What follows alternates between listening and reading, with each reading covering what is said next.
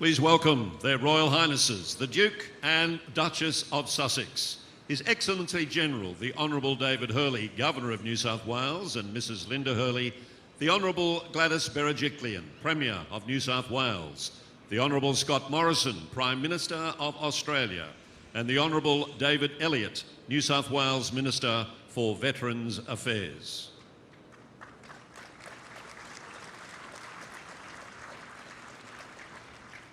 The Australian Federation Guard will now take post.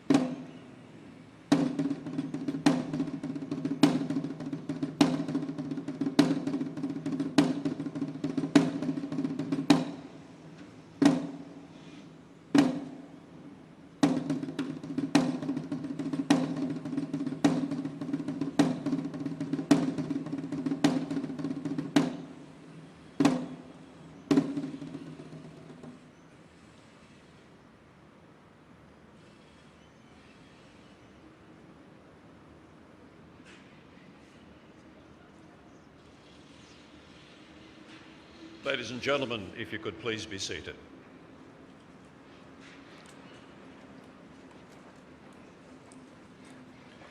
I would now like to introduce Uncle Roy Mundine for the Welcome to Country.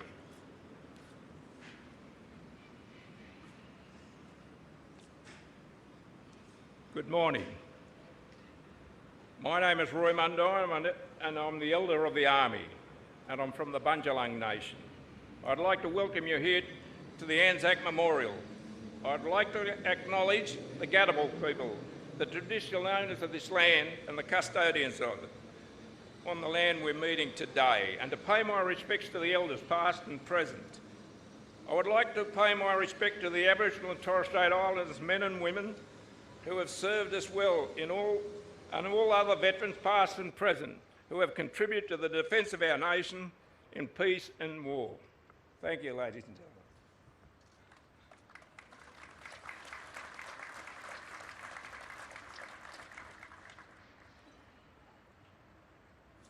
Thank you very much, Roy.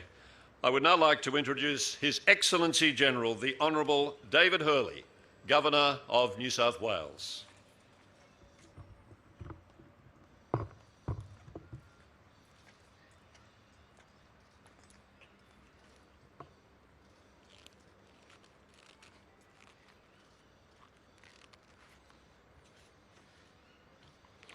Your Royal Highnesses, the Duke and Duchess of Sussex, the Honourable Gladys Berejiklian, Premier of New South Wales and Trustee of the ANZAC Memorial, the Honourable Scott Morrison, Prime Minister of Australia, to our state and federal ministers and members of Parliament, members of the Diplomatic and Consular Corps, members and former members of the Australian Defence Force, and all those in particular who have contributed to this project through design, construction and content. Distinguished guests, ladies and gentlemen. For the Gadigal, Hyde Park South, where we now gather, has significance as a ritual ground, a crossroads for traditional walking trails, and an important site for Aboriginal ceremony, gathering and camping. I thank Uncle Roy most sincerely for welcoming us to country. On occasion where we remember all Australians who fought for freedom, democracy and lasting peace, I pay my respects not only to the Gadigal, but also to those Aboriginal and Torres Strait Islanders who have fought for Australia from the Boer War till today. Let silent contemplation be your offering. These words, found at the entrance to the Hall of Silence, evoke the sense of loss and grief that this memorial represents to the people of New South Wales. Originally built to honour the servicemen and women who lost their lives in the Great War, today the ANZAC Memorial is New South Wales' principal memorial to all Australians who have served. In 1916, on the first anniversary of the Gallipoli landings, a public fund was established to finance the construction of a memorial to the men and women of New South Wales who had died in the service of their king and country in Europe and elsewhere. The memorial was completed, as far as funds would allow, in 1934, after a difficult period for fundraising following the war and during the Depression. On the 24th of November 1934, His Royal Highness Prince Henry, Duke of Gloucester, officially opened the ANZAC Memorial in front of a crowd estimated to be over 100,000 strong. The plaque His Royal Highness unveiled read in simple terms, "Opened by the son of a king," to echo the sentiments on the foundation plaques laid in 1932 by the Governor and Premier, which read respectively, "A soldier set this stone and a citizen set this stone." As the conclusion of Australia's commemoration of a centenary of service draws near, it is with great pride that today the ANZAC Memorial Centenary Extension will be opened by His Royal Highness Prince Henry, the Duke of Sussex. The ANZAC Memorial Centenary Extension, the principal physical legacy funded by the Government of New South Wales and the Australian Government's ANZAC Centenary Public Fund, will be an enduring legacy, acknowledging more than a century of service and commemorating the armistice of the Great War.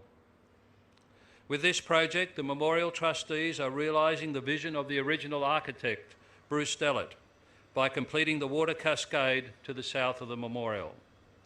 The project has also created new education spaces and exhibition areas and accommodated the Royal United Services Institute for Defence and Security Studies Library, which was established in 1889. All of this allows the memorial to tell the stories of New South Wales' involvement with and for all Australians in war and in peacekeeping missions. It honours those who have served and fosters ongoing scholarship and learning. In the magnificent exhibition that you will see today, the stories embedded within the design and fabric of the ANZAC Memorial will be revealed. The new Hall of Service, designed by renowned architect Richard Johnson, and with artwork by Australian artist Fiona Hall, is a magnificent new civic space that honours the original partnership between the artist Rainer Hoff and the architect Bruce Stellett. The hall connects the memorial to the far reaches of our state. Here you will see 1,701 New South Wales communities acknowledged, 1,701 locations that First World War enlistees from New South Wales provided as their home address, encapsulating the geographical reach of the call to service, and 1,701 samples of soil to remember those who made the ultimate sacrifice and never returned home.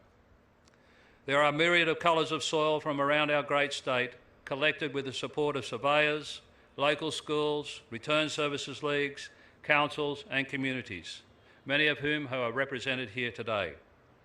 The soil program commenced in Bathurst in March of 2017, and the final sample of soil was collected from right here in Hyde Park in June of this year. The oculus behind you there, which is centred above the Hall of Service with a view out to the memorial exterior, is an architectural reference to the well of contemplation in the existing Hall of Memory, creating a similar indoor-outdoor room that visually connects with the memorial. Beneath the oculus, your focus is shifted to 100 battle sites of significance to the New South Wales military history. Here is soil collected from sites across the world, with many of those countries represented here today. I thank them for their generosity in allowing us to collect and display their soil. From 19th century battles through to modern day Australian peacekeeping missions, the 100 sites honour more than a century of service.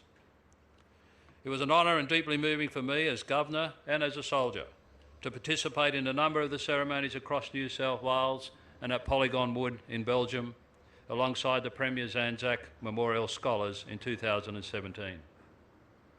The ANZAC Memorial Centenary Extension Project was supported by the Australian Defence Force, and it is fitting that I announce today on behalf of the trustees that the Australian Defence Force has been added as a trustee of the ANZAC Memorial as another lasting legacy from our centenary period.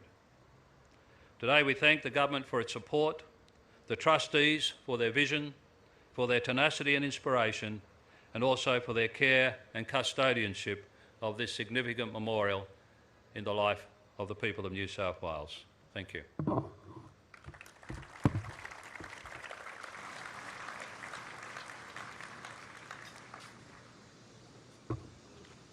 Thank you, Governor. To lead our wreath laying, I now ask Their Royal Highnesses, the Duke and Duchess of Sussex, and the Governor and Mrs Hurley to place their wreaths on the ANZAC Memorial.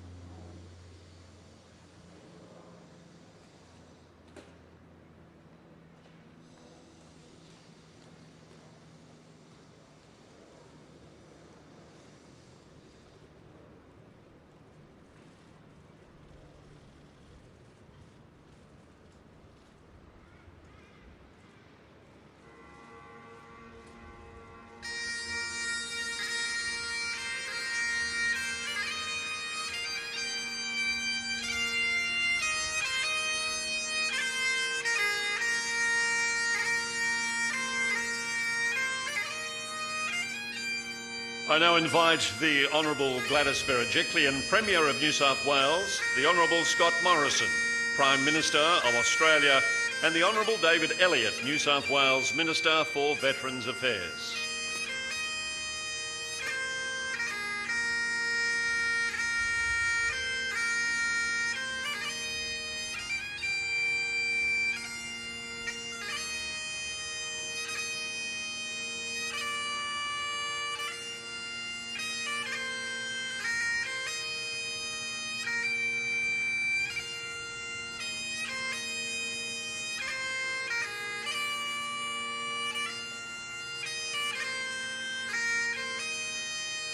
On behalf of the ANZAC Memorial Trustees, Councillor Clover Moore, Lord Mayor of Sydney, Mr James Brown, State President of the Returned and Services League of Australia, New South Wales Branch.